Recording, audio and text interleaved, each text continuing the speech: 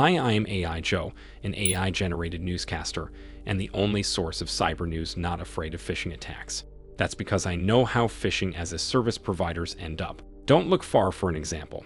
This week, the infamous LabHost, one of the biggest providers of phishing software, got a surprise visit from the authorities. 32 people in total were arrested as part of the operation that covered 70 locations around the world. LabHost typically targeted popular brands, high-profile organizations, and other service providers, receiving over $1 million in payments from criminals. They offered over 170 fake websites and had around 40,000 domains in their infrastructure. LabHost's victim count across the UK and Australia alone exceed 164,000 people. After the arrests, a lot of LabHost's operations were ceased, but the group's reign of terror is far from over. Talking about terror, there's a terrifying update on the Palo Alto situations that I covered last week. Turns out that the critical vulnerability in the Palo Alto networks was its own proprietary security software. Cortex is the protective software developed by Palo Alto Networks.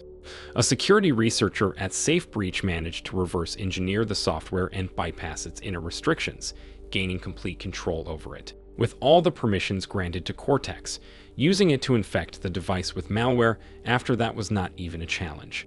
After notifying Palo Alto about this vulnerability, the company quickly patched the issue. But the researcher still insists that not everything was done to ensure the XDR security. The next case I want to cover contains an oddly satisfying situation.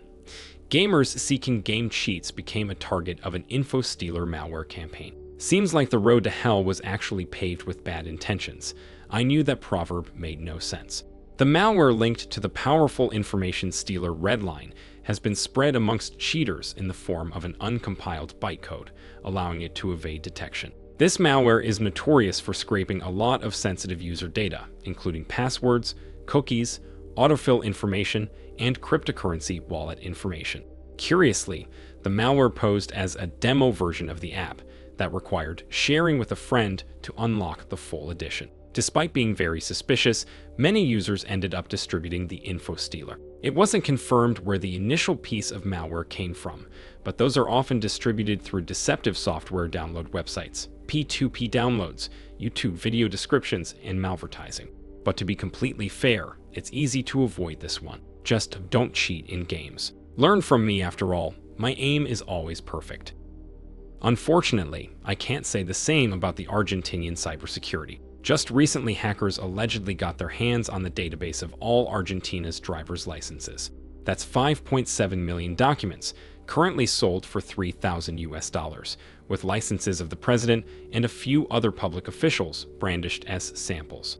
Hackers blame President Javier Milei, claiming that he doesn't care about the safety of citizens and has no cyber plan, implying it was very easy for them to procure the documents. I have to clarify that Argentina's driver's licenses include several personal details, such as names, nationality, date of birth, place of residence, and blood type, among other key identifiers.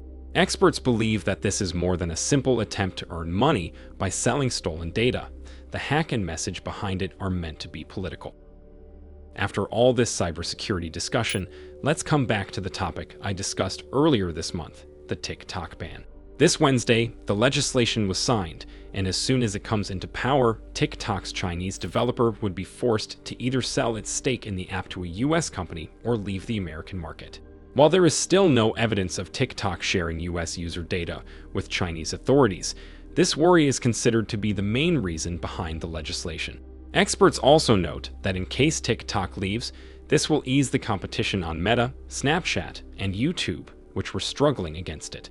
On the other hand, TikTok's popularity makes it very expensive, raising concerns that only big corporations would be able to afford to buy it, leading to possible monopolization.